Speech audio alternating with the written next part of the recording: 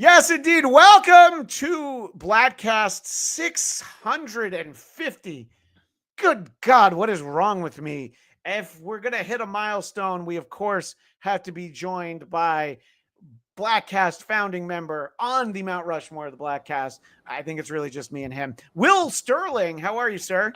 Good. Always nice to see, like we talked about last time, I'm waiting for you to go back to Bladtcast number 1, so that way 650 and 700 you can then do the legacy numbering, then go back to number 1 as much as you want. But I think I'm going to do it with issue 700. Okay. Will be I'll do 699 and then volume 2, episode 1. Great. Yeah. That's what I will do. That makes sense. And speaking of episode 1, it's his favorite Star Wars movie. Eric Connor, thank you for being here, sir. Thank you. Yeah, I am the new 51, not 52 just yet. That's true. You are. Yeah. And I'm the new 49. And of course, David Brody, whose favorite Star Wars movie is, of course, the Christmas special. Great to see you, Mr. Brody. Great to see you all, and especially Eric, who apparently just went to the Superman Lobster Fest. So he does have a soup's bib. Yeah. It's a half truth. Yeah. So Will, you and I have not talked. You just saw it earlier today, right? A couple hours ago, yeah. And I'm very interested in your thoughts. I know what these guys thought. And people who are familiar with the Bladtcast know that there would be some expectations for a Superman film. Sure. The earliest episodes of the Bladtcast, 648 shows ago, was in the ramp up to Man of Steel. And we talked a lot about that. We also believe they would never make a movie called Batman vs. Superman. Dawn of Justice. Never leave off that part, Christian. They were really simpler times. 2013 was a different world. Yeah. So I'm very interested, and I feel like I still call them Bladtcast Nation. They want to know, what did you think of Superman (2025) by James Gunn? I have to preface this with, you have to agree to something potentially in the future, because I still have big hopes and dreams for myself of being an actor and or writer and or director who gets to make one of these movies one day. Yeah. I'm still putting it out there. Yeah. Look, the Will Taraj is still a thing. Yeah, if that becomes a possibility, we might have to take my thoughts here off the record, because I did not care for it. Okay. I'm glad to hear that, but also you just say the word and this episode disappears. It's going to throw off the numbering. It can work for me. Yeah. It's going to throw off the numbering, but I'll make it work. All right.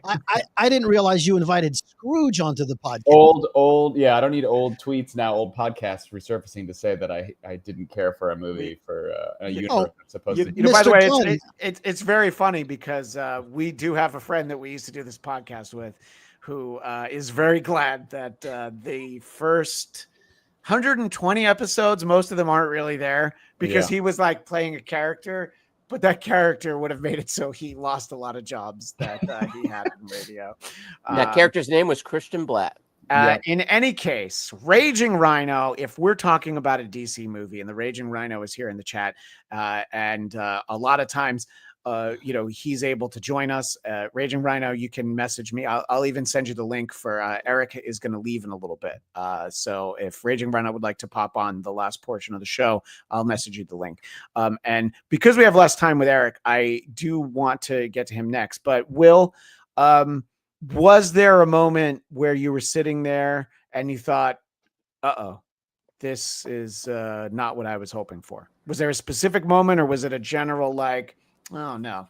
I think the first sequence of everybody in the Daily Planet, where I realized, like, I don't think we're ever going to elevate above the Super Friends cartoon level of interactions and dialogue that these people have with each other. Everybody felt like a caricature and not like a real person. And I think we didn't get space, for everybody to. There's so many characters. There's so much to do and so much ground to lay in such a way that, like, on paper and visually, like, very fun and entertaining, but just a mess, like an absolute mess. And tonally, I don't know, so I think early on when I felt like it was almost kind of 1950s style chit chat, where I was like, I don't like this. And didn't really get better. I was entertained in places. There's things to like about it. I'm always going to try to pick out the stuff that I did enjoy. But yeah. Was there anything like what? So, what did you think of the casting of Superman? I think that's a great part to start because you could love the casting and then not love the movie, or vice versa. You could love the movie and think that the casting wasn't right. I think I can think of movies where both of those are the case. And you could have the perfect storm of Madam Web where the movie shit and the actress is shit. You don't always hit the jackpot. But I strangely liked Dakota Johnson and Madam Web only because I thought I could tell in her performance that she knew that she was in such a piece of shit that she just phoned it in so hard. And her deliveries were so dry and so motivated by being like, I just have to fucking say these words, that they were inadvertently so funny to me because I think that she knew that she hated what she was doing, but was like, I just got to collect this check and fucking move on. You know how you know Dakota Johnson is in a shit movie? How do you know? Dakota Johnson is in the movie. I appreciate that. Let me circle back to what I actually asked you, Will, and that's my fault for going off the rails. Go figure that that happens on this show 650 episodes later. What did you think of the casting? Is his name David Cornsweet? Am I right? I think that sounds right. And I didn't Google it, so I'm very proud of myself. It's my favorite part of the corn. He's good. The corn's the sweat. My favorite part of the sweat. I don't really have any problems with him. Okay. The cast in general is fine. I nobody in particular was the thing that was making me frustrated. It was writing mostly the story and the script was just, I think, the biggest thing. Right. And obviously if we have a celebrity in the chat, Mr. Hollywood wanted to give us his ranking of the Superman movies. So number 8 is Superman 3. Sure. Honestly, incredible that Superman 3 is below Superman 4, but well, that's the hot take. Superman Returns is 7. Superman 4 is 6. Superman 2, both cuts. Theatrical is a little better. Now that's a hot take. That's number 5. Number 4, BVS Ultimate Edition. 3 Man of Steel, 2 Superman, number 1 Superman. Number 2 Superman. I see. So he's saying this is his second favorite, and the original Richard Donner. Mr. Hollywood, Eric. What's going on in that house of yours?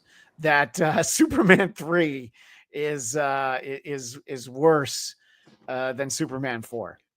He doesn't appreciate Richard Pryor, right? The man set himself on fire. For our amusement. Actually, it wasn't for our amusement. I think it's because he wanted to get high. It was drugs. I just bought a ticket for Mr. Hollywood to go see the 4:00 show of Superman, but I might cancel it after seeing what I just saw. So, Mr. Hollywood, sorry, buddy, you're gonna have to go see Smurfs. Wrap it up, Mr. Hollywood. Yeah. So, my son, Alex, aka Mr. Hollywood, he will defend Nuclear Man to his dying day. He's 16. I thought he'd outgrow such childish wonderment, but he is not.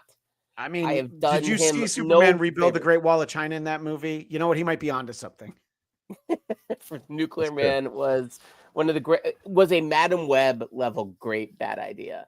Especially that they had Gene Hackman do the voice of it, but he had like the body and the hair of Fabio, which I to this day I still haven't recovered from that. But we'll do a special one-off on Superman 4. On Superman 4. But I want you to talk about Superman parentheses 2025. I'll do it. Will, I'm sure you would rewatch Superman 4 so we could do a podcast about it. I rewatch it every weekend. So I'm always ready, just in case I don't like it. Just in case, it's not good. But. Just in case. All right, you mean Eric, Mark you now have Pillow? 17 minutes before you have to go, and that's not me telling you I'm going to kick you off. I know you have something to get to. So tell us your thoughts. We'll give you a wide berth to talk about Superman parentheses. I'm pretty sure he had a wide berth. Oh, I always have a wide berth. Hey, yo. So, anyway, first of all, they're nice enough. We, Christian and I both did something neither of us ever really willingly do, which is open our wallets. We, despite being A+ A-list members at AMC, it's true. We basically, both of us separately, paid extra to go see this Tuesday You took your whole family, right? So did Brody, right? You also paid to go to the Amazon. Yep. Amazon Yep, Prime. Amazon Prime. No, I same. went by myself. I'm not paying for those scoundrels in my house. So that they will defend Superman 4. Yeah, I get it. My son learn keeps from me. saying like, "Oh, Stupid Man is out today," so I think he might not be excited. And all of a sudden, Will's like, Felix is a pretty smart kid. He's like, "Oh, Stupid Man." We know who his real dad is now. Yes, I enjoyed this. I would put it more maybe the solid sort of double, almost to a triple, but probably not beyond that. But I found the opening of it kind of took a little while to find itself. I think it was trying to be almost like too clever, too ironic, too this, too that. And then I felt like after the first half hour, I think it really found its groove. And I totally hear what you're saying about this, Will. Like I'm not here to force my twisted soul on you about these things, as Nick Cage might say. But I do think this was what kind of we needed right now too. I mean, James Gunn, he's a populist. He's also though a deep level geek when it comes to superheroes. So I think like you kind of get the best of both worlds. So you get guys who could turn someone like this into a freaking household name, but or Crypto for that matter, who I know is going to might be polarizing to some, but at least my theater ate it up. And my own version of Crypto hasn't jumped on screen just yet, but at some point he usually does. So when I see Crypto, I feel like, okay, I totally have a Crypto at home. A lot of us do. And so I feel like James Gunn finds a way to like do something that is straight down the middle, that isn't trying to be too sort of out there, too dark, too this, too that. I don't think he was going for more than a double with this. I don't think he was swinging for the fences. And I think that worked because that's what DC really needs right now is they try to build something around Man of Steel, around Henry Cavill, who I think is a wonderful performer. But Man of Steel was not Iron Man. Robert Downey, what he brought Iron Man, what Jon Favreau brought Iron Man was not what Zack Snyder brought Man of Steel or Henry Cavill. And so all of a sudden, they try to build this whole thing around that, and the foundation, it doesn't give way to a whole universe being built around it. And I think this we'll see. I enjoyed, sorry to bring up something from the end. I enjoyed Supergirl's little moment. I'm curious what she seemed a little more like Madison from our favorite She-Hulk. show, right? From She-Hulk than she did Supergirl, but I'm okay with that. James Gunn, I thought, did a really, really good job. I think the casting's good. I loved, I always blank on the actor's name, but the kid who played Jimmy Olsen. I thought he was like a surprising scene stealer. I'm a huge Maisel fan, so Rachel Brosnahan, I'm here for, and she knows I'm here for her. And I thought she was great. I do still think Lois Lane, Clark Kent from the original Superman, it's hard to touch that. You mean the George Reeves TV show, the black and white? That's the one. Yeah. And Brody, I do want to get your thoughts, but I wanted to loop in Will while Eric is still here. Will, obviously, people who know you over the years, they know Will as a doggy daddy, I guess is the grown-up way to refer to it. So what did you, as the proud, I almost called you the owner, but as a cohabitator with hashtag Chuck the Pup, what did you think of Crypto in this movie? And we saw Crypto in the trailer, so we knew Crypto was coming. Yeah. What did you think about that aspect of this? It was cute. It's fun. I don't know. It's yet another character where we get little snippets and could have been better had we refined and had fewer people so we could focus. Like, what if it was more about Superman and Lois and Crypto and one other person and not also 10 other people? And so I feel like every time he was on screen, a lot of fun and very cute and tension breaker and a way to be like, aren't dogs silly? But the reveal that it was not his dog and that it was Supergirl's and he was watching him, like, funny. In the comics, though, it's an important relationship for Superman. And so that was a little strange that I thought that it actually wasn't his dog, but that created comedy. So, I mean, fun to see all these characters and like a unique takes on stuff. What I disagree with what Eric said, and it was when you were talking about the bullpen at the Daily Planet. Uh, Jimmy Olsen did not do it for me, and I thought it was funny that he had the relationship with Lex's ex, with Lex girlfriend. I don't know. I'm gonna come up with a better name for that. In my mind, I've never seen Jimmy Olsen where I'm like, okay, I think that character works. It's definitely not in the Zack Snyder verse. I didn't think. And to Eric's point about sort of building the Snyderverse around Man of Steel, we said it, back on Bladtcast 6. The idea that they went from one Superman to the team up movie is like probably needed like at least one more, maybe a couple of Superman movies to really build it. And what I remember is, I saw Man of Steel with my wife, and she had never seen the Richard Donner one, so we watched that weekend, and she's like, "Oh, this is so much better because of Clark, because Richard Donner got Clark right," and she felt like Zack Snyder didn't. So that's always been in my mind for Superman content, and I felt like we had at least a good balance of Clark and Superman. I can see, obviously being disappointed with it, but I felt like for me it was the balance that I tend to look for. Brody, I want to give you a chance to share your thoughts as a fellow Tuesday Amazon Prime viewer of the early screening. Well, first off, I'll tell you, I love the film. Okay. It was exactly what a Superman movie should be like, and why I didn't enjoy most of the movies that Henry Cavill appeared in. I found the DCEU to be dark and gloomy, and some of them I found unwatchable. They were so dark, and I think that's one of the reasons why the DCEU failed. And I think to Will's point, I think the banter and the lighthearted goofiness was in response to Zack Snyder. And I think it was like, look, we're not Zack Snyder. We're going to be goofy and fun. And, it was borderline Last Action Hero. When was it Last Action? Which is the Schwarzenegger one when he's in a universe where he doesn't realize he's in a movie? Yeah, that's Last Action. Yeah, right. Where the over-the-top police chief is yelling at him all the time and everybody's stereotypical. That's the vibe that it gave me in watching it. Perry was like, "Don't call me chief," but he was too lighthearted about it. He wasn't like angry, gruff. "Don't call me chief," like the previous Perrys have been. And I didn't get enough Clark. I really thought they should have shown, to me, he seemed like Superman with glasses as opposed to ultra dorky Clark, the way that Christopher Reeves played the two characters like they were two different people. We saw Clark being interviewed. He was Superman being Clark. He was never really dorky Clark enough. So that's my criticism with the cast of characters in the bullpen.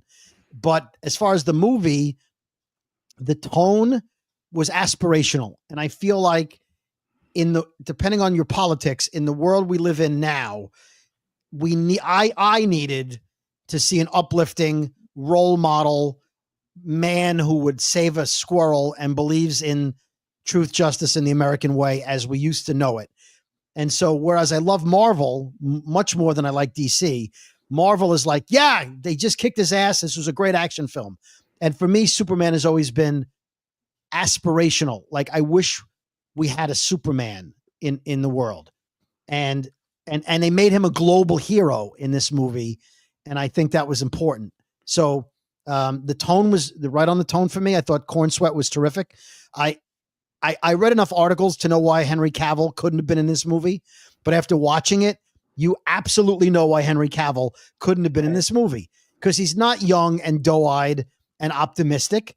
He's too old and too serious and caused too much devastation. And this guy's saving a squirrel.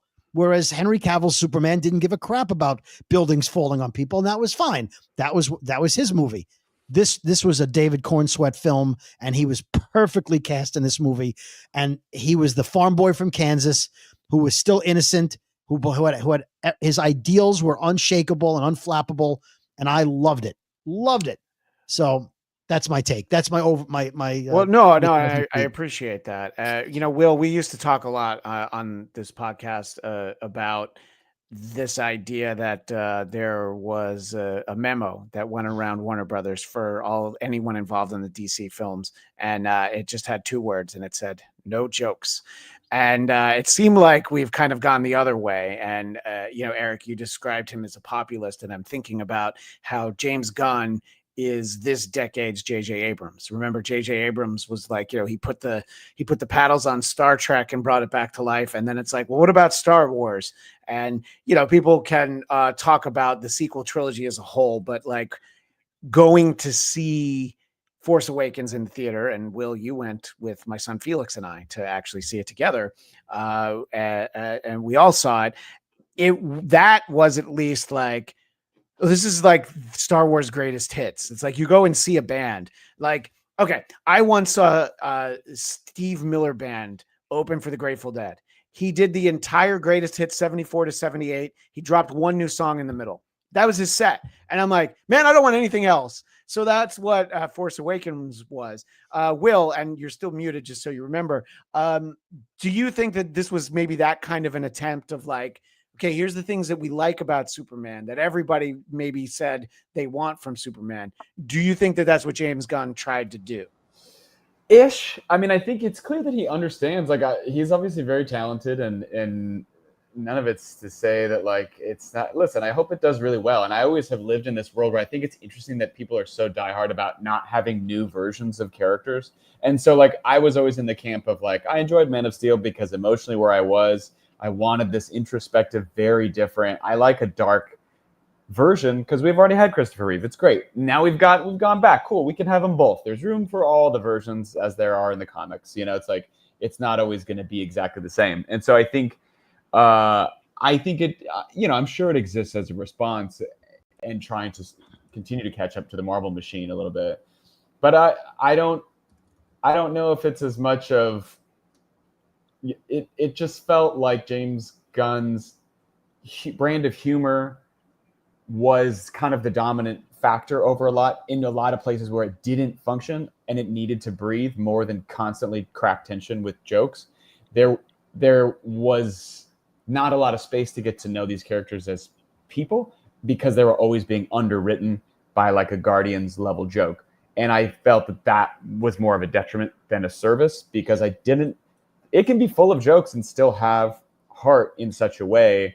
And I thought the heart was pretty much on the sleeve, as the character tends to wear it, but also on the writing was just very on the surface until you get one speech in the very end about immigration and aliens and stuff, which is beautiful, really nice.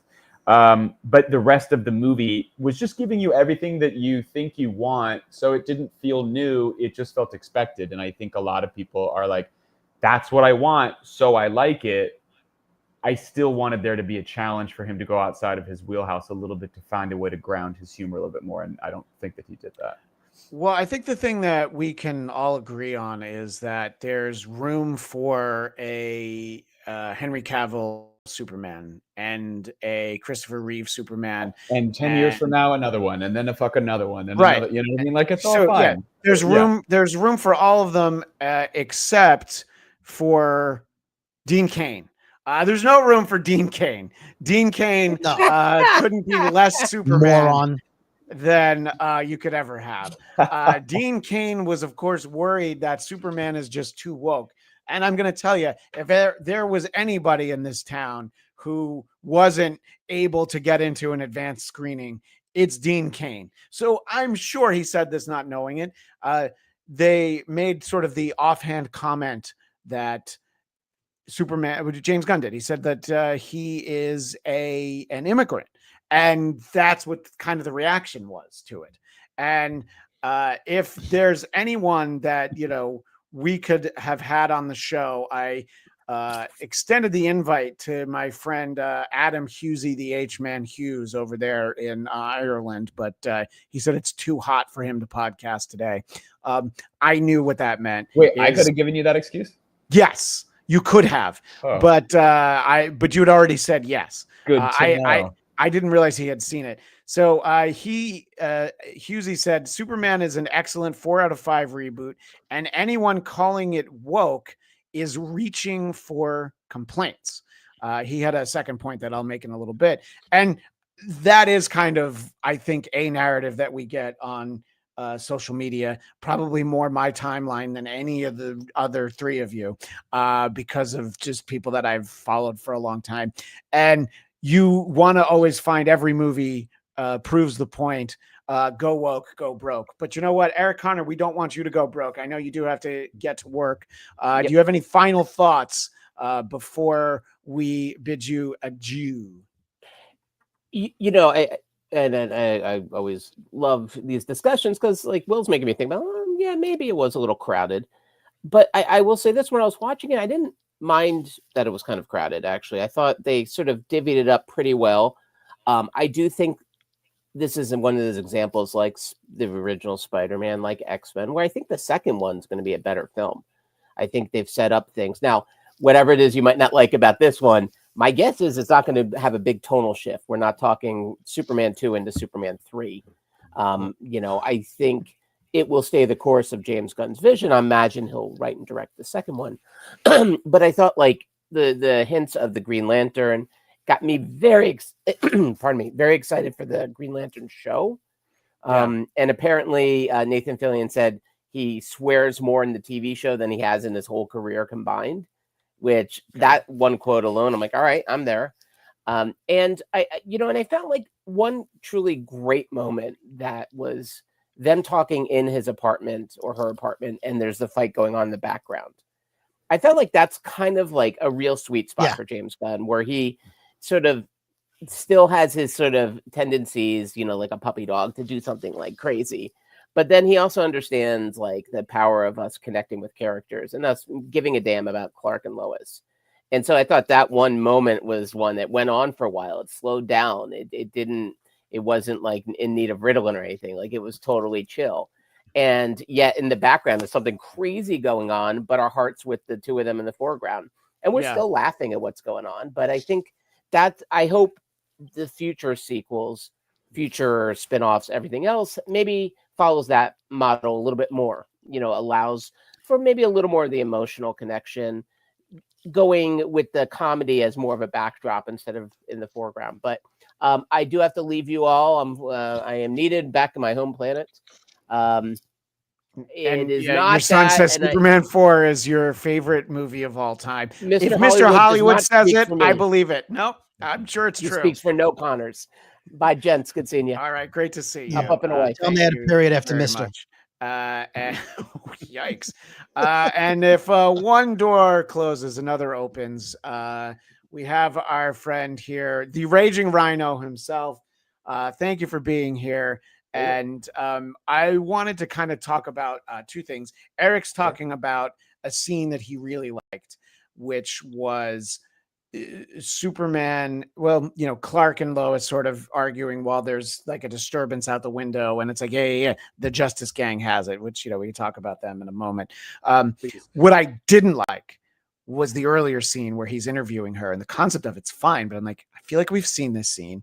Also, it's like 8 minutes. I don't actually know how long it is. It felt 8 minutes. I'm like, okay, we move this along a little bit. Like, let's not get 20 pounds of character development and stuff it into a 5-pound bag.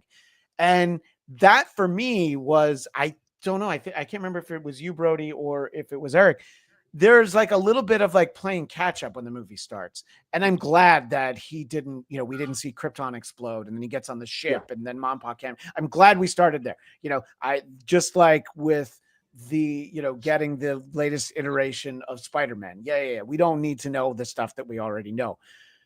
But give me a second. You're like in the middle of a fight.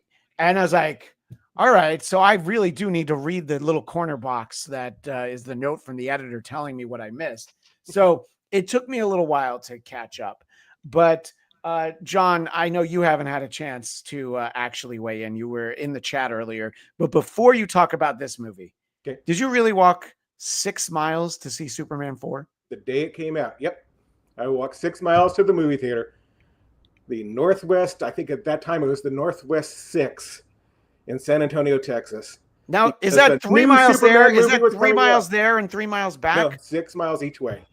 You walked Uphill. 12 miles? 6 miles to see a movie at the 6 screen to watch 6 miles back, John. It's the mark of the devil. Yes. That's right. At least it wasn't Superman 6. And Thank all the God. time I was listening to the Number of the Beast. And then the next movie he saw was Leonard Part 6, and we don't have to talk about who starred in that movie.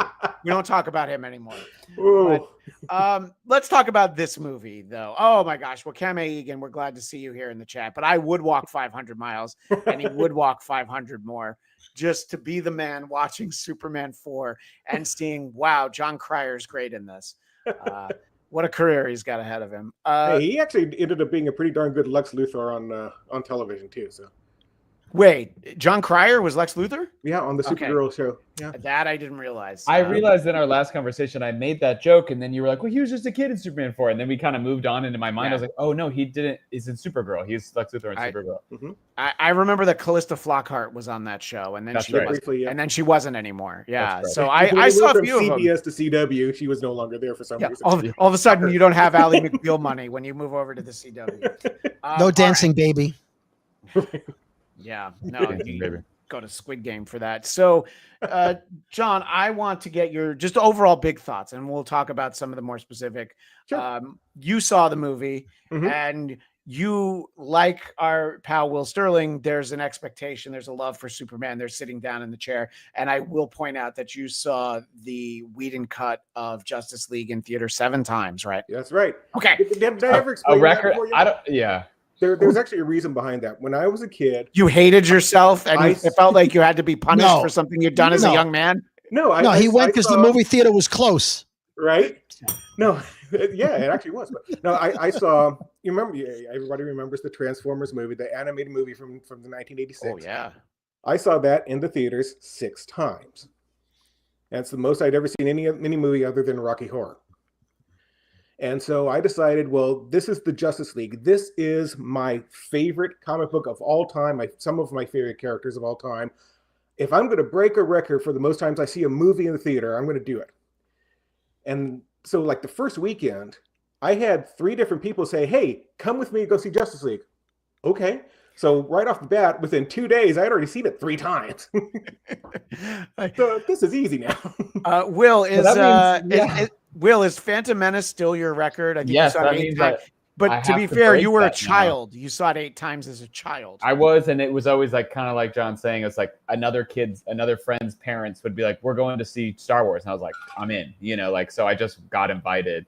But then as an adult, I did see Man of Steel 6 times in the theater. That's the closest that I ever got. Wow. So maybe one of these days I'm just gonna have to pick a movie, and good or bad, I'm just gonna force myself to have to see it 9 times to set a new record.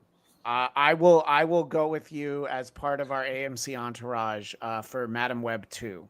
We'll go Great. see that together. Good. We'll just spend the weekend going in and out of the theater and going to see it. We'll be the only people in those screenings anyway. So 100%. We just get up and go through all the chairs. We could do all kinds of stuff. So, John, you get to see this movie and your thoughts. Yeah. So, and I have this in my podcast. I actually dropped it this morning. The way I describe it is this. This was a nice dish of vanilla ice cream. It's sweet, it's pleasant, and it's perfect for the masses. And that's.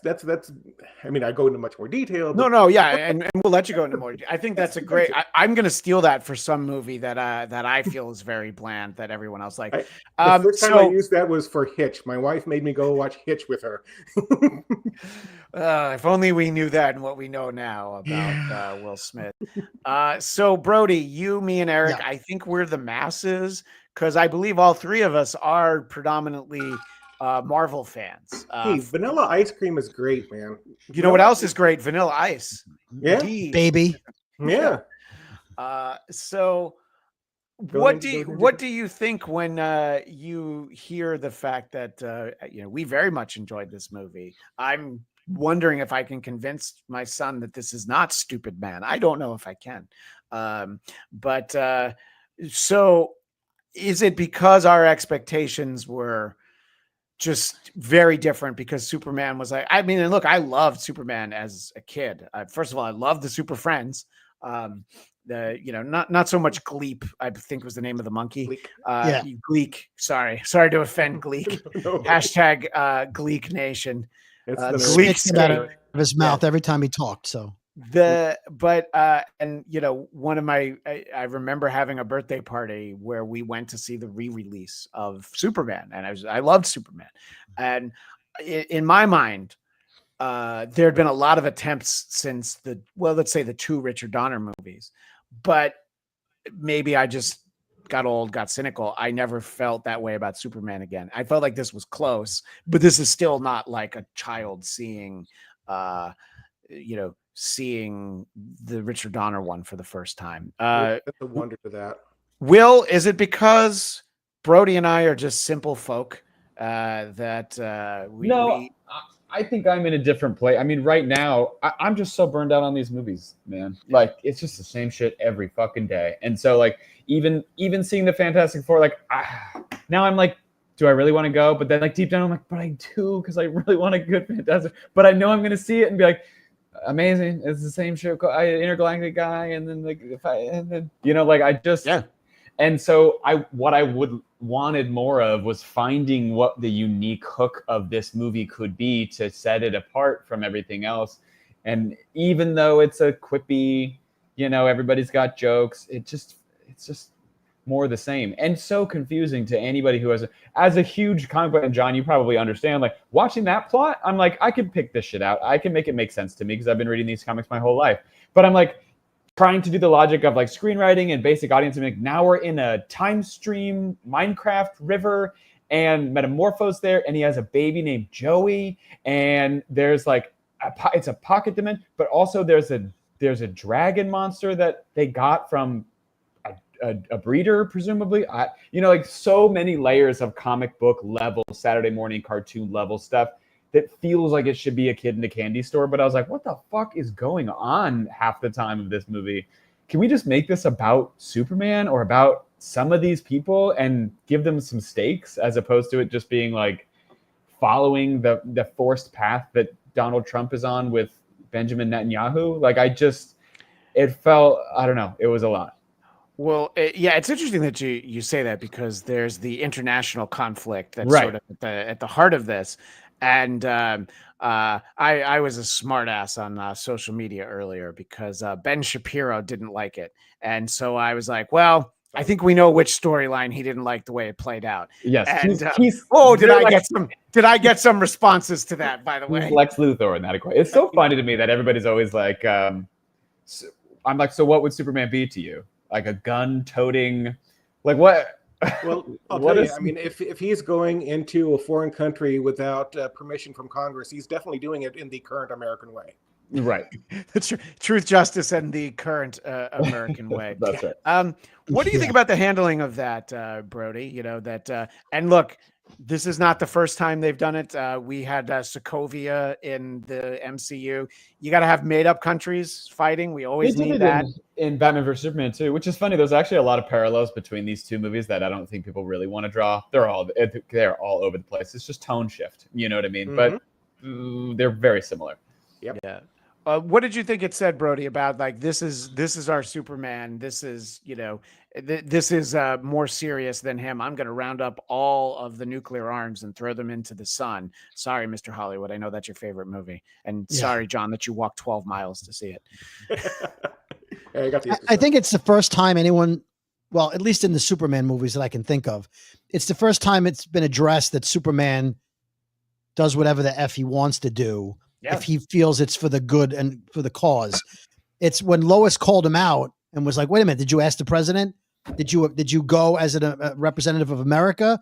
Did you go through proper channels? He's like, no, I went as me. I went to save people. I'm Superman. I'm larger than life. And they're like, no, you're an American citizen, sort of. No, I'm Superman and you guys are all earthlings and I'm here to help you all. And he's right, but he's also, she's right. So I found that to be an interesting dichotomy, I guess, is as far as that goes. I found that interesting. Someone finally called him on it because, the Sokovia Accords called the Avengers on it. They're like, you can't just go do that. You can't just go destroy buildings. Yes, it was for a good cause. And I think this was a little taste of that. As far as the conflict, whether it was Netanyahu or whatever whatever's going on. It was subtle, unless you're looking to be upset about it, in which case you're like, Ben Shapiro was definitely looking to be upset. Will, our buddy Christian Toto, was looking to be upset. Oh boy, I bet. Yeah. I mean, that's the thing is like, they keep it nondescript, but like, doesn't feel.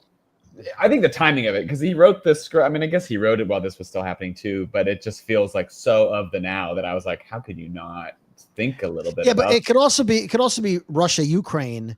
Even that, same thing. It was probably more Russia, Ukraine. The guy was more of a Russian leader, and it was more of a we need to save them from their evil leaders.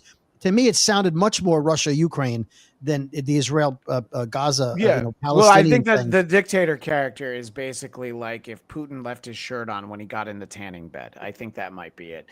And sort of talking about that, our buddy Ivan Soto's all over the chat. I think that this is worth addressing by people that are a little bit more grounded in the DC comic book universe. So making Jor-El and Lara this evil caught me off guard. Jor-El isn't a saint in the comics, even in Smallville, but to make him this evil surprised me. I did find that to be surprising. I'm wondering, is there a narrative where, obviously Superman gets some soft reboots along the way? Did anybody ever put this idea out there before that he was actually sent here for the wrong reasons? This seems like what do they call that? Like an Elseworlds kind of story or something. In Marvel, it's What If. Is there something that you saw and was like, oh, this reminds me of such and such storyline? I'll ask you first, John. No, in fact, I was actually thinking about that yesterday. I'm sure there probably is an Elseworld story out there with something like that, but none that I can think of. And I mentioned this in my podcast. There's things that I liked about this movie, things that kind of irritated me, and things that I absolutely hated. And that was number 2 on my list. That's number 2 on your list. And let everybody, obviously, your podcast is it's just Raging Rhino, right? Mm-hmm. Raging Rhino podcast. Yeah. Everybody wants to make sure that they find that. Will, what did you think about that? Surprising. It's almost like I still don't believe it, not because so shocking. I wouldn't be surprised if as a writing device later they're like, that's actually not what he said. Like, oh, the translation wasn't wrong. You know what I mean? Like, it just, even though they're like, we had 23 linguists and people review this ancient alien dialect, which I'm like, I don't believe that. Will, would you think that perhaps in that moment, Lex Luthor said, don't wait for the translation? That's right, exactly. Yes. I don't get to do that nearly enough anymore. You don't. I saw the opportunity for it. That's what a. But please finish your thought. That into the movie. James Gunn would have really been flexing his niche reference muscles if he put that as a line in there. It doesn't ruin my day. I mean, it was built into a story that I was already like, whatever. I was more frustrated by the fact that it was Bradley Cooper because I felt that supremely distracting. Like, even like Mom and Pa Kent are like just working actors, and the movie almost starts with like, and then there's Bradley Cooper, and I was like, what the fuck? He's in this movie? So every time they showed him, I was like, what's Bradley Cooper doing there? Like, I couldn't get over him for some. I know that he's friends, obviously, but like, it was. We had Marlon Brando play Jor-El, so it's not like we haven't had a big name distracting character. I actually thought he was his character from Licorice Pizza. I wasn't. You guys want a peanut butter sandwich with it? Yeah. I was thinking Alias. Oh my god! Not that it was played by a celebrity, just that it was a spoiler or a detail or whatever that I otherwise had not known. Usually, all this shit's leaked or I've heard it by accident, and I didn't know that he was going to be in it. So it was just like, Marlon Brando. That's the thing that got the movie fucking made almost back then. Yeah. So it's like that was your selling point. This I had no idea, and so the fact that he was in there every time they went back to him, I was like, "What's he doing here? What are you, Brad? Get out of here! What are you doing here? Yeah, you're Rocket Raccoon." Yeah. So I don't know. I mean, I thought it was interesting. To me, I'm like, hashtag not my Krypton. I don't know if I buy into this. And yeah, I almost feel like they need to, I don't know. I feel like we need kind of a do-over on that. But what did you think about it, Brody? Well, I think the term evil is the wrong choice of words. I think arrogant, and maybe a feeling of we're better than other people. I wouldn't call getting a bunch of wives and I wouldn't say what he said was evil. If it's accurate, I don't know if it was accurate, right? I still don't believe it was accurate, but let's say it was accurate. I think if you take a similar plot line and look at the show Invincible, where Oh wow, yeah. Omni-Man comes to Earth and he treats his wife as a pet in his mind, and he's there specifically as an overlord to to procreate and then make them all subjugate the planet, right? Yeah. That's not really what Jor-El told Superman to do. He's like, be their leader, lead over them, watch over them, be their king, I guess. But he didn't say dominate them and rape them. You know, it's not, again, I'm comparing it to Invincible, which to me is evil, and it's a similar plot. If that's what listen, you can analyze it and, well, how does Jor-El know what Earthlings are like? You know, how does he know that Superman would have these? I read different theories that how would they know that the yellow sun would make him strong? And how would he know that the people would be needing of his help? Because they weren't space travelers. They didn't travel other, so would he have said that? They didn't strike me as the kind of people that, maybe that's why their society, disintegrated, because they were egotistical maniacs. But I don't know about evil. I would just say maybe they thought they were better than other people, a superior race, maybe.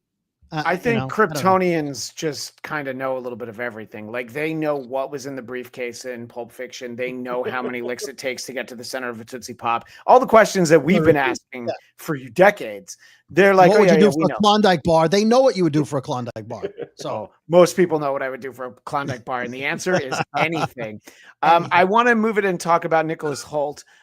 He, according to Ivan Soto, did Michael Rosenbaum respect. Finally, an incredible Lex Luthor after Smallville's Lex.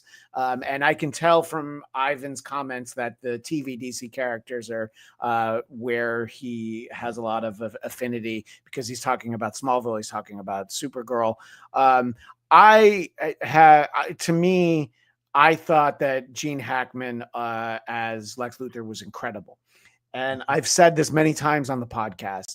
I think in the moment, the casting of Kevin Spacey as Lex Luthor made sense. What I think none of us got at the time, that he's actually far more evil and diabolical than Lex Luthor could ever be. So honestly, he was punching down. I'm one of the few people out there who I haven't seen it in probably 10 years, but I always had a soft spot for Superman Returns. Here's the thing. When I saw it, I'm just talking about him, the guy. I liked him in it. You know, I mean, that's the thing. Is like, now in hindsight, it's like, oof. But look, it's like it's like it's like Michael Jackson. It's like, well, everything up until bad we can still talk about, and like, right, dangerous. I don't know, but yeah, and so I thought that this was good. This is different.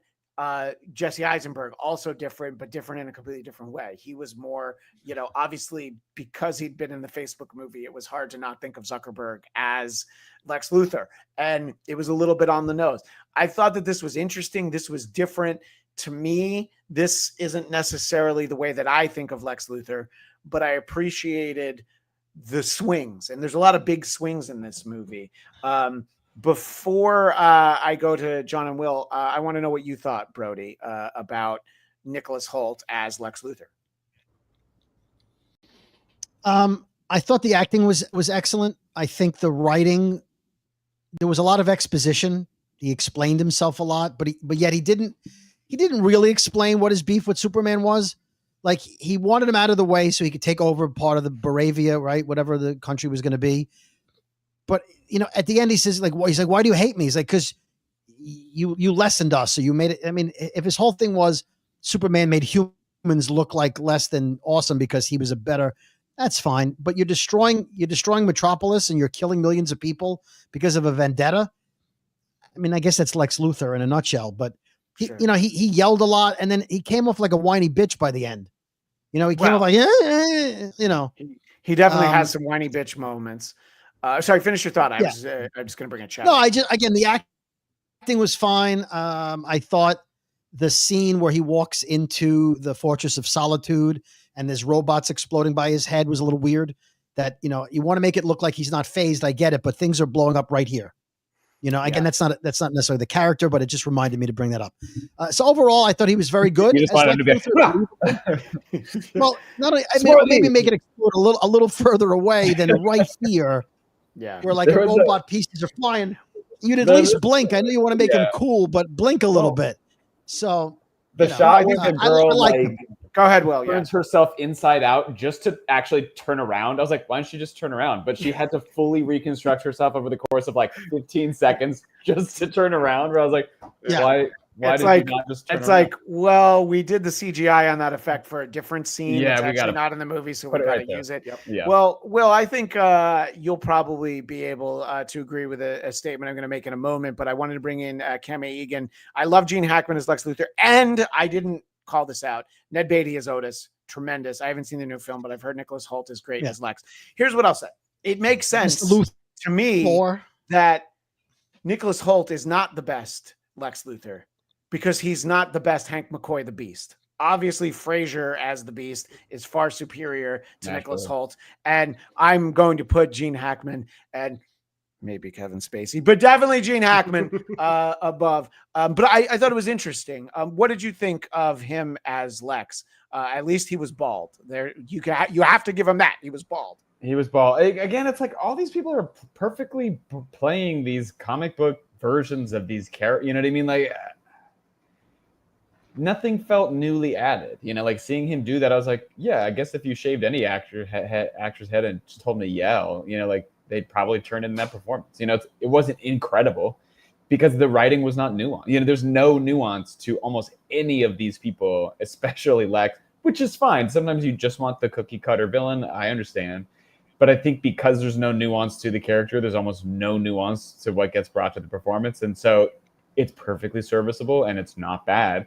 But his version of, I know it's a fucking hot take, but you do a Jesse Eisenberg and you really turn that shit inside out. And at least that's interesting. People hate risks, you know what I mean? Because it makes it uncomfortable. I understand that too. But I've already seen that version of Lex Luthor a million times. I also think Clancy Brown is the definitive Lex Luthor when we're talking about, just like Kevin Conroy is really the definitive Batman. And Mark Hamill's some of these voice actors really created these characters more than I think people know. You misspoke when you meant to say Cesar Romero. You're right. I'm sorry. Why you would do that? This mustache is actually, I'm growing it out for my Cesar Romero costume. The Joker. By the way, I'm sorry. This is just to interject. If you do Cesar Romero Joker for Halloween with the mustache, I would love that. I actually did a group cosplay for like the 60s Batman TV show at a convention like 12, 13 years ago. And my buddy who dressed up as the Joker got a fake mustache just so he could put that on first before he put the makeup on, because like that was the attention to detail. I was like, of course, absolutely. The crazy thing is that I've known you so long that I do remember you showing me that. And I think that might even be before the podcast. I'm sorry, Brody. What were you saying before we go to John? Something just sparked when we were talking about Lex Luthor that made me agree with Will, sort of. The way Will feels about the cast of characters at the Daily Planet is how I feel about Lex Luthor's people in the control room. Oh, yeah. Some of that was rough. I don't first of all, they were all terrible, but I don't understand why they had such glee and joy in killing Superman, who has spent 3 years saving people's lives. There was no explanation. They weren't mean-looking people. They weren't like gang member-looking people. They weren't like who's that guy that was in Dexter? He's the bad guy, like the Machete. He's the tall Hispanic actor with scars on his face. Oh, wait, you mean you're talking about Danny Trejo? Yeah, Danny Trejo. If he was one of the guys, they'd be like, Danny Trejo. I understand. Danny Trejo hates Superman. I get it. Like if there was somebody there who like Superman, like accidentally killed their family because he tripped over something and set fire to their house. He didn't realize it. But there was no explanation why all those pretty women were working there, like cheering that Superman was being punished and hurt. There was no motivation or explanation. He wasn't paying them well. He didn't say like, keep at it. That's why I'm paying you a lot of money. There was no explanation for it. They were all just terrible. So that's my flaw with the movie, is those people in the control room who are just giddy about it for no reason.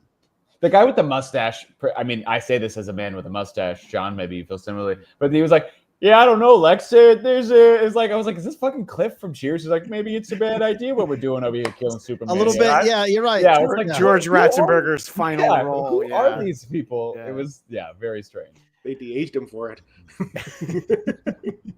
Yeah, and obviously, Brody, you weren't able to place Danny Trejo's name because you don't live in Los Angeles, home to Trejo's Tacos and Trejo's Donuts. And Will, you used to live around the corner from one. So obviously, we have all the great things. Raging Rhino. John, what did you think of Lex in this film? I actually agree with a lot of what both Brody and Will has said. Actually, if anything, it's not explained in the movie. You're right that the Lex's little cronies there. What was their motivation? Well, it's probably that prison in the pocket dimension where Which, everybody else is. Don't get me started on the pocket Yeah. dimension fucking prison. Yeah, Oh my yeah, God. yeah. MacGuffin. But I'm guessing that's probably the reason why they were so gung ho about it. But I think that, like Will said, this just anybody could have done those lines. Shaved their head and done those lines. Nicholas Holt's a great actor. I love Nicholas Holt. He's one of those actors that, hey, I'll go see the movie just because he's in it. But yeah, he just basically he had one note to play and he played it. Played it well, but yes. Yeah. I don't know if there has ever really been. Well, I gotta paraphrase this. So I don't know if there's ever been a comics accurate Lex Luthor in the movies. Gene Hackman's great as Lex Luthor, but he's kind of campy. That maybe kind of is close to how Lex was back in the Silver Age. Ever since then, it's been more of the businessman Lex Luthor, which is like the post-crisis Lex Luthor. But he's very stoic. I mean, he wouldn't be crying at the end when Superman defeated him. He would be defiant. He'd be walking out, and putting himself, in the police car to be hauled away. Yeah, and it was definitely repetitive, probably because he's shouting out numbers for each of the attack moves. And I thought it could have been interesting for Superman to have, because it felt like he could hear what he was saying. So I thought it would have been interesting if he'd figured it out, and then he just did unpredictable things that. Yeah, I kept thinking that was going to happen. Yeah. That he would I would normally throw a punch with my right hand. I'll do the left. Yeah. How did he not hear the numbers? Yeah.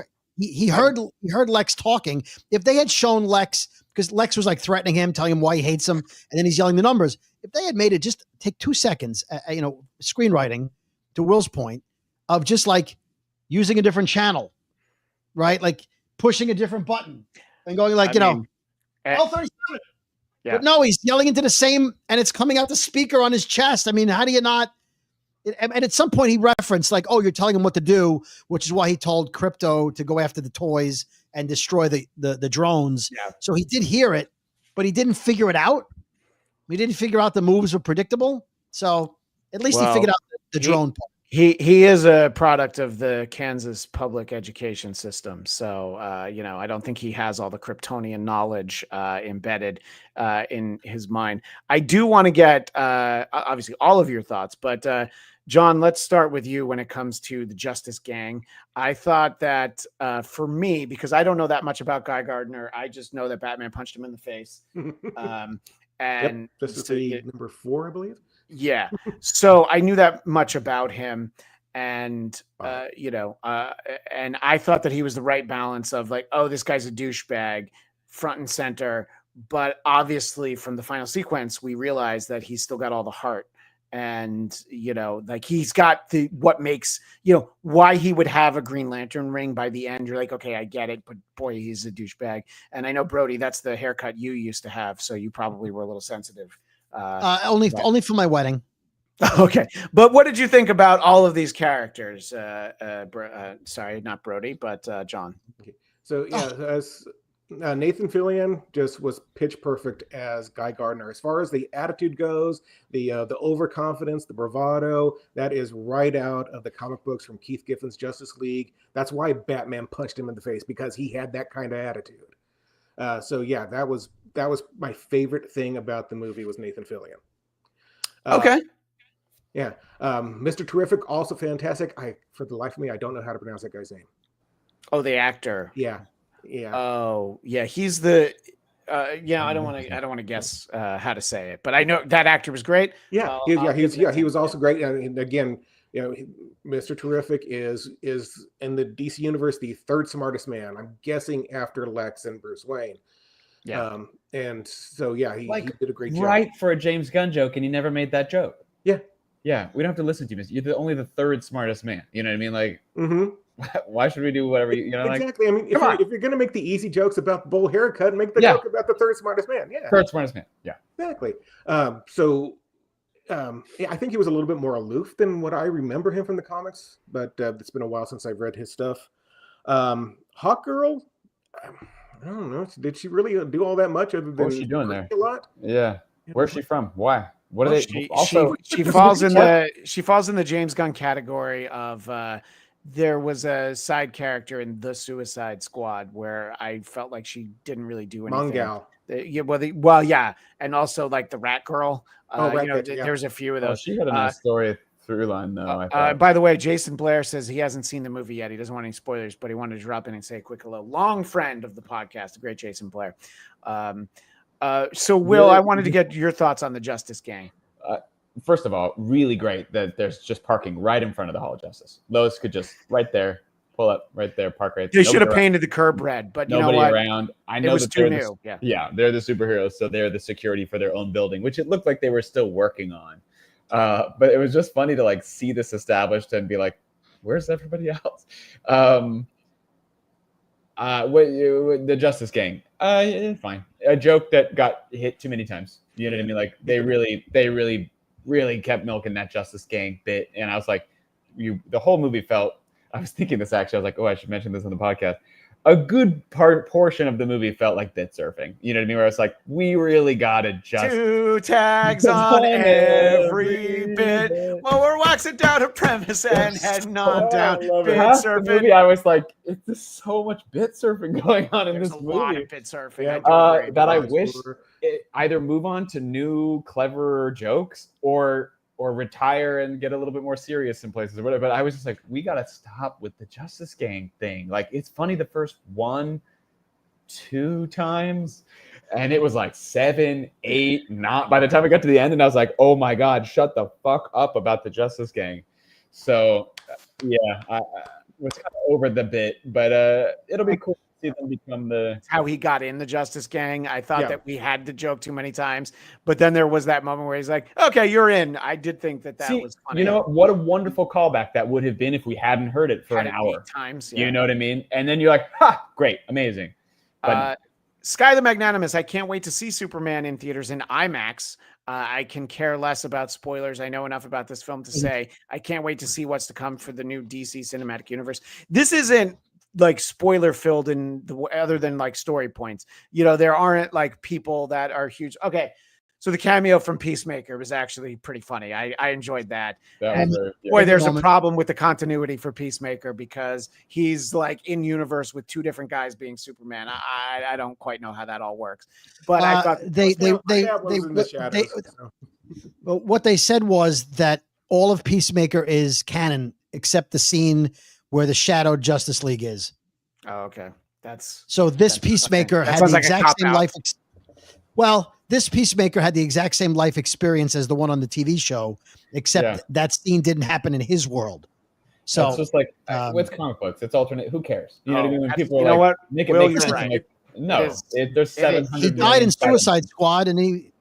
This is by the way, our usual. This is our usual reaction on this podcast because comic books. What were you going to say, Brody? Yep. Yeah, I'm looking on IMDb for the name of Mr. Terrific. Yeah, and I've never seen this before. He's not listed. The character is not listed. The actor not listed in IMDb. Every other person is listed. I'm going through the cast.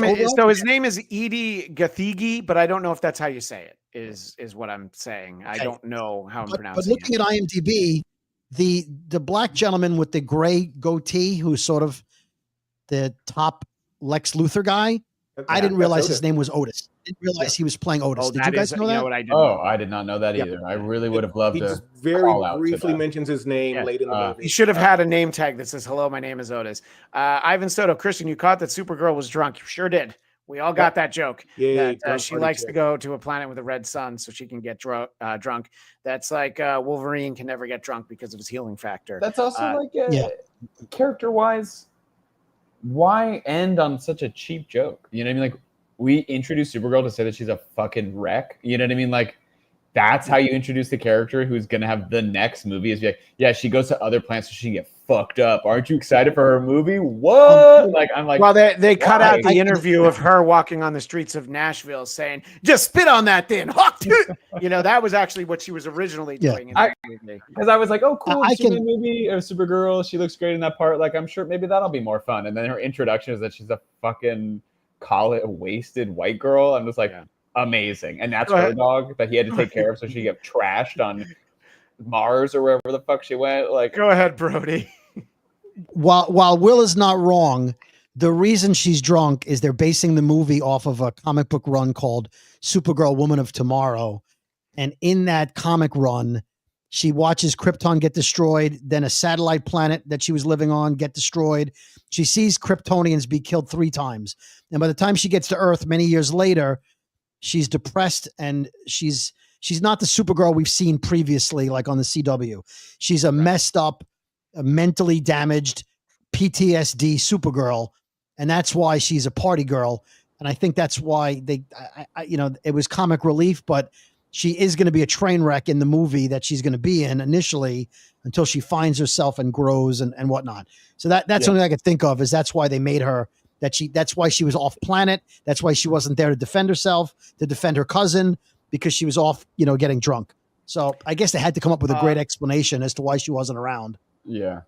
Will, you actually you texted me something, which I'm only just seeing now. So yeah. the Superman clone was the idea that that's the origin story of Doomsday. Well, his outfit's the same outfit. When I was watching that, I was like, oh, that's the Doomsday Experiment outfit before it rips off and he looks like, whether or not they actually see that through to Doomsday, I mean, maybe it was an homage to that, but he got sucked into a black hole. Like, I wouldn't be surprised if somewhere down the line that he comes back as Doomsday or Bizarro. Bizarro. I was thinking Bizarro. Yeah. It's just that the design of what they had him wearing is exactly that green suit that Doomsday had with the weird goggle thing. I was like, oh yeah, that's the Doomsday costume. Yeah. What if he got sucked into the 1979 Disney classic called The Black Hole? If he's actually inhabiting that movie now, would that be something that you'd want to see? Before we finish up, Brody, I wanted to get your thoughts on the Justice Gang characters. Well, Hawkgirl was a waste. In the first scene that they show in all the trailers, she flew in really cool. It was a great, the way she came by the camera and then, great visuals. She didn't do much. I'm not sure how, when they were firing bullets at her, she's not bulletproof. She just kind of swatted her big mace and then the bullets all went away. That's not the girl from Andor, is it? I don't think so. No. Okay. She just reminded me of her. So she was I thought Nathan Fillion was fantastic. I totally understand why they didn't use Hal Jordan. They needed the douche Green Lantern for this. He was perfect. The fact that all of his green creations were like the middle finger and funny. Dopey shit was all hilarious. Mr. Terrific needs his own movie tomorrow. Not only was he badass, he was like Shaft. He was like, I'm cool, baby. Like he was just like perfect. And then that action scene, the fight scene he had in the desert, where he was protecting Lois, was one of the best fight scenes I've seen in a while. That was tremendous. He stole the movie almost, right? Not quite, Superman is Superman, but his chair and his leather jacket, the whole like, hey, I'm going to take care of this. Of course, I'm going to just sit down. I don't need your help. I'm going to figure this out myself. I don't need the key. There is definitely like a shut your mouth. I'm talking about Mr. Terrific.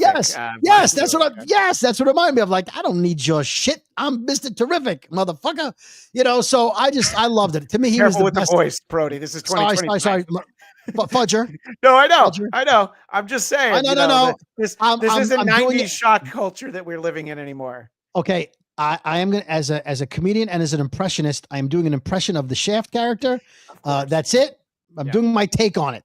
Okay. Yeah. That being said, loved Mr. Terrific. If he and Guy Gardner get a movie on their own, the two of them together, I'd love it. Hawkgirl, I would like to see whoever joins the Justice League, whoever they bring in, like Metamorpho is in, he's fine.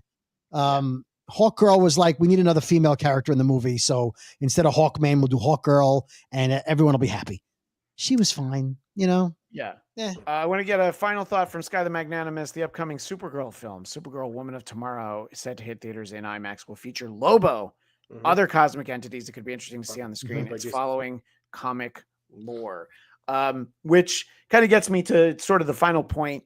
we don't really know what's next. By the time we got Man of Steel, we knew Dawn of Justice was like around the corner, and I'm sure James Gunn has the plans, but they, very early on in the run of this podcast, we made fun of, like, they announced a release schedule and it was untitled DC film November, 2018. And it was like, all right, great. We're very excited. And I think it's good. I'm sure they know what's next. And do you feel confident, Will, that a second Superman movie building on the foundation of this one could be better, more to your liking? Or do you feel like they're just kind of missing what you like about the character?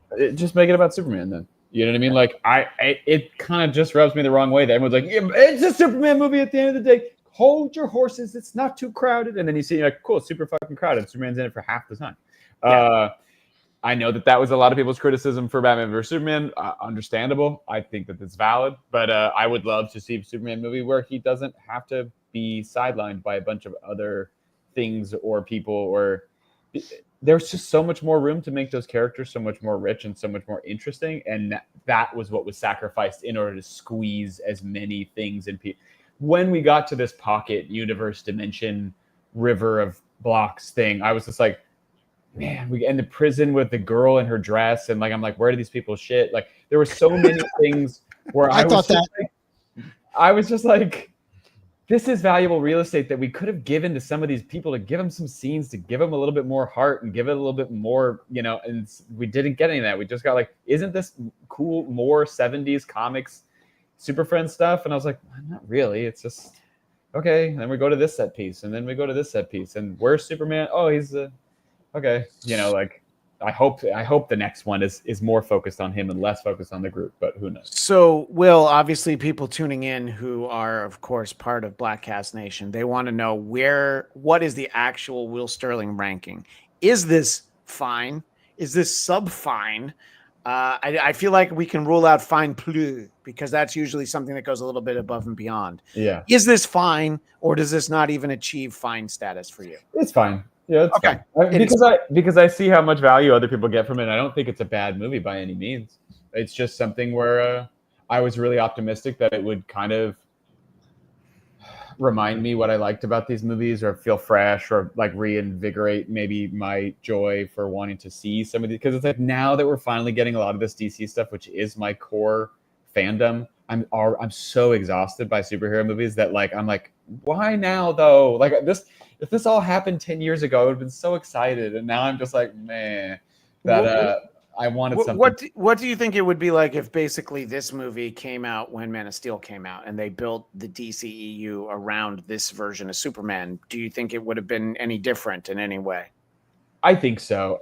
Because it would have given people what people didn't like about Man of Steel and Batman vs. Superman was that they were too dark. I understand like that. I understand that criticism. I believe that there's space for all iterations of stories, and fans aren't always in the mood to see their icons deconstructed, which, but I like that kind of shit sometimes. So if this is a Marvel, it gives everybody what they're comfortable with. They're comfortable with everything feeling and looking like a Marvel movie. And so here's that movie, and everybody's like, oh my God, it's incredible. Where's this been? It's like, well, you have 35 of them in Marvel, and now you have one in DC. And then if you're lucky, we'll have 35 of these in DC too.